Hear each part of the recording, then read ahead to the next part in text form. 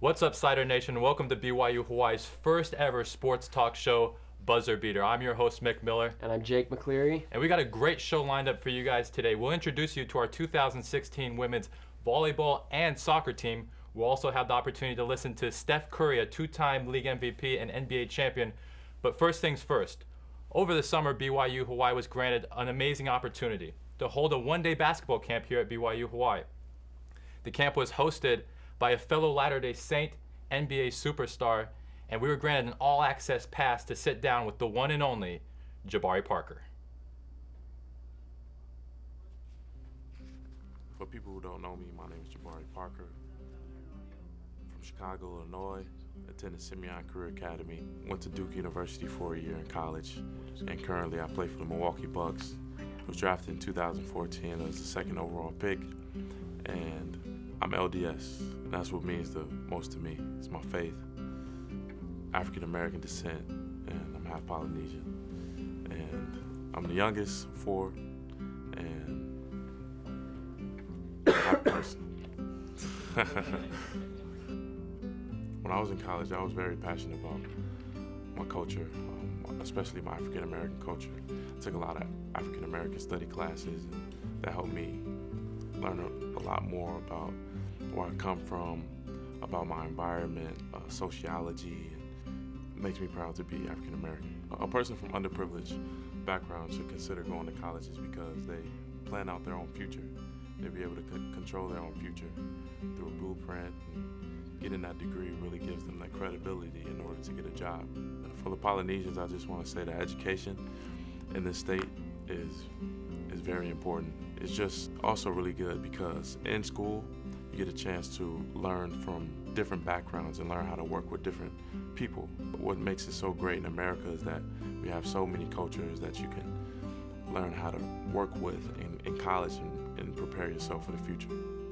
It was very crucial that my education helped me allow myself to play basketball because without it, I don't have the opportunity to play. You're a student before you're an athlete, and that's how it is when you're in high school, that's how you're when you're in grade school, and when you're in college, is that you need to be able to do whatever you need to do in the classroom in order for you to get your basketball. And for me, that helped me allow me to get a scholarship to college because along with my talent in basketball, I had to get my grades right, I had to pass my ACT in order to receive that scholarship that I wanted in college. My words of encouragement for students who work hard and dream big is don't take mediocre as something that you want in your life. Don't be average. Don't be afraid to fall short, but dream big because you'll be in a good situation one day.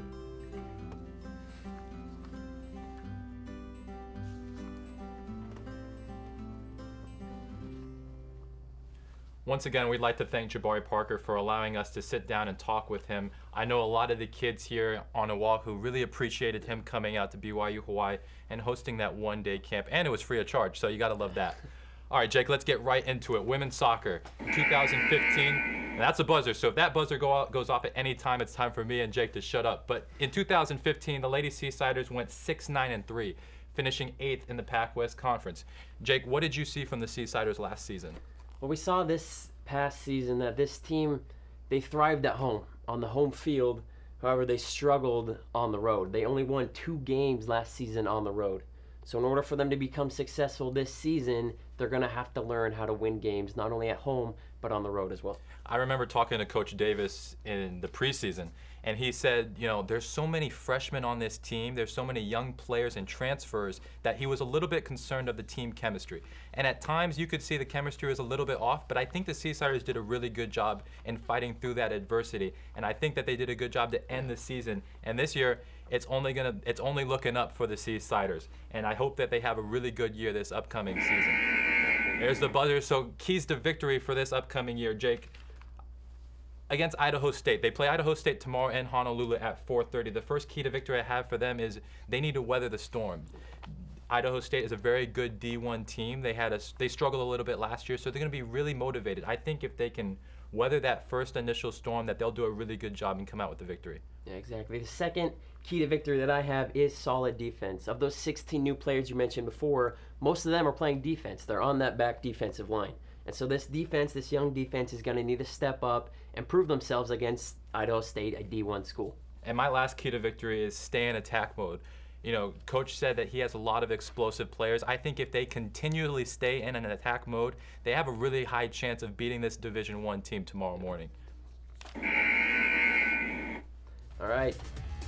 Tomorrow the girls play Idaho State at 4:30 in Honolulu. Tune in for live stats using the Seasider Front Row app. And when we come back from commercial, we'll hear what Steph Curry had to say about his experience here at BYU Hawaii over the summer. That was an outstanding win for the Seasiders for a couple of reasons. One is they played well in the second half. They got the win. They're in the tournament. BYU Hawaii, #1 seed all the way, wins the regional title of the NCAA West.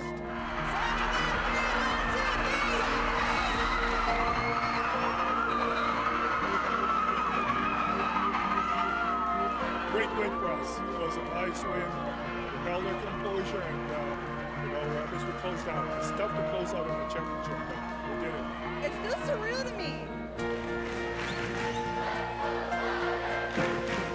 It's hard to imagine that Coach Wagner, when he called that timeout with 13 seconds left on the shot clock, was setting up a play for a 40-foot jump shot with 1 second left on the clock. But Pablo hit it.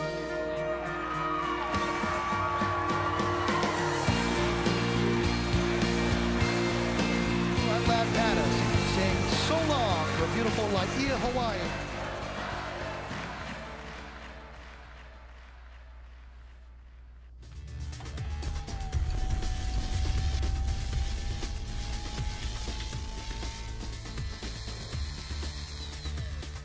Two-time league MVP Steph Curry recently wrapped up a 4-day basketball camp at BYU Hawaii. Curry was joined by nearly 40 other coaches, including several current and former Seasider players. Over 200 kids took part in a variety of drills and competitions throughout the camp, in addition to workout demonstrations by Curry and instructions on the drills he uses on a daily basis. Our fourth, overnight camp with the Warriors camp staff has been, every year we've gotten bigger and better. So to be able to bring it, down here to Hawaii, I know there are a lot of Warrior supporters down here.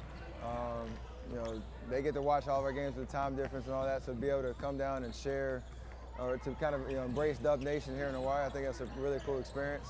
I know there's a lot of kids here. There's about 90 kids from Hawaii that are here with us, so I don't know if they get that opportunity elsewhere. So I think it's a pretty cool experience for campers, for their parents to just enjoy the game of basketball, and that's what we're here to do.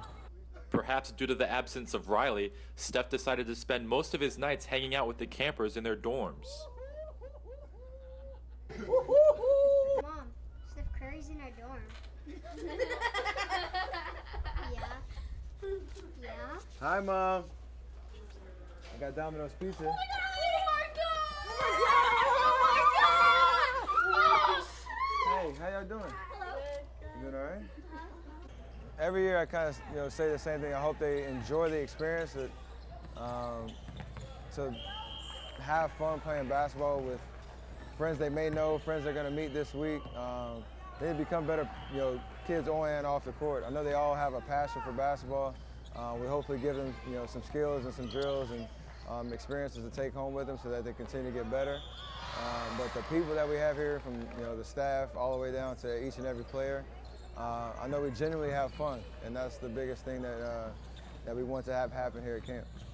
Reporting from the George Q. Cannon Activities Center, I'm Mick Miller, BYU Hawaii Athletics.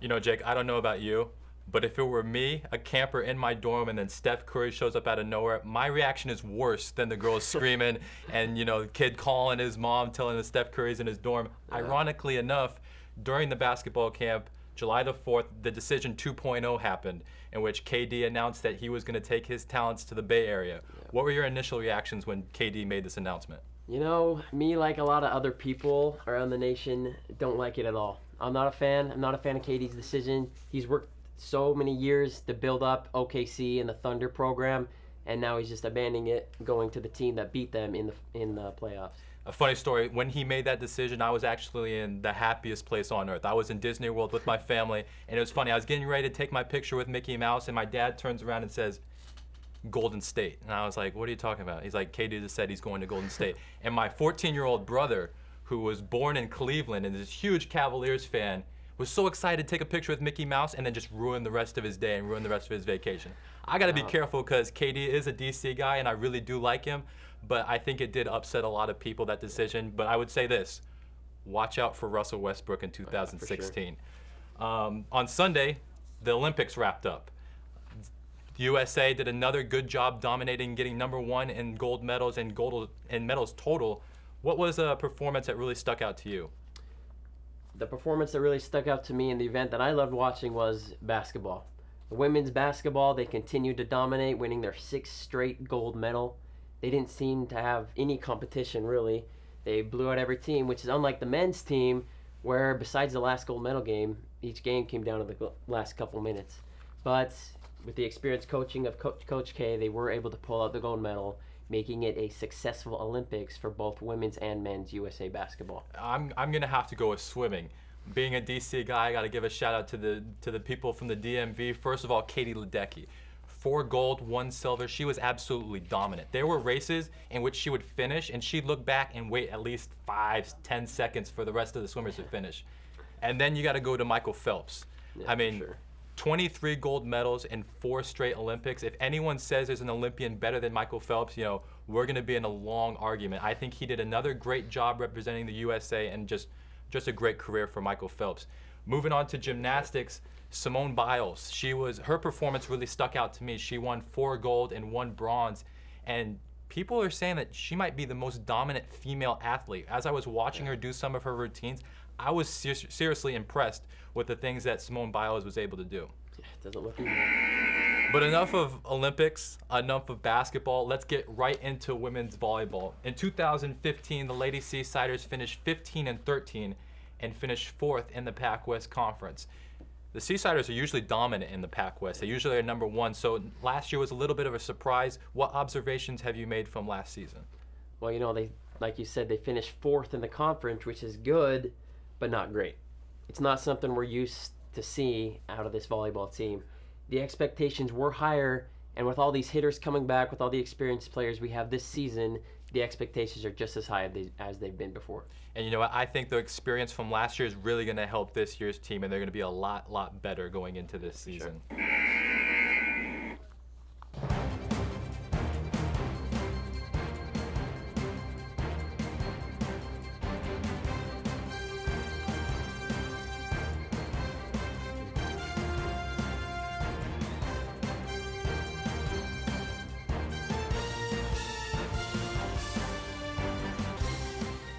As you can see there, we got a lot of talent coming up, and we got a lot of experience coming to this year's team as well. As it pertains to keys to success in 2016, what do you have for the Seasiders? The first key to success, I believe, is they need to protect home court. Last season, they won 9 games at home, but also lost 5. Losing games at home is a big blow to momentum. It's a big blow to the team chemistry. So winning games at home is one of the best, most important key factors of the season. My key to victory would be consistency. Yeah. They were 2-6 to start the season last year, and I think at times they were trying to play catch up. I believe if they can start off strong and be consistent towards the end of the season, then they're going to set themselves up very nicely for a lot of success and even winning a Pac-West Conference championship this year. Yeah, for sure. And the third key to success would be the youth. This is a young team with a lot of young players. The youth have got to bring energy. They're going to be playing a lot more experienced teams, a lot older teams. And so this youth, they can't be intimidated. They can't play like they're young. They can't use that as an excuse for anything, but they got to prove themselves. Being young, use that as an excuse to do better, not do worse. And our athlete of the week is none other than Sinamoni Tonga. In 2015, Sinamoni was in the top 15 in the Pac-West Conference with 3.5 kills per set. She's definitely a player that we need to keep our eyes out, and we'll watch her tomorrow. Jake, the buzzer's getting ready to go off, so that means our show is almost over. But just a reminder that our Lady Seasiders will be in action tomorrow with our women's soccer team at 4:30 down in Honolulu against Idaho State. You can follow that game on the Seasider Front Row app. And then the main event starts at 7:30 with women's volleyball, first official game of the 2016 season against Alaska Anchorage at the George Q. Cannon Activity Center. It will also be on BYU TV. For Jake McCleary, I'm Mick Miller. Thanks for tuning in, and we'll see you next Wednesday at 2 o'clock.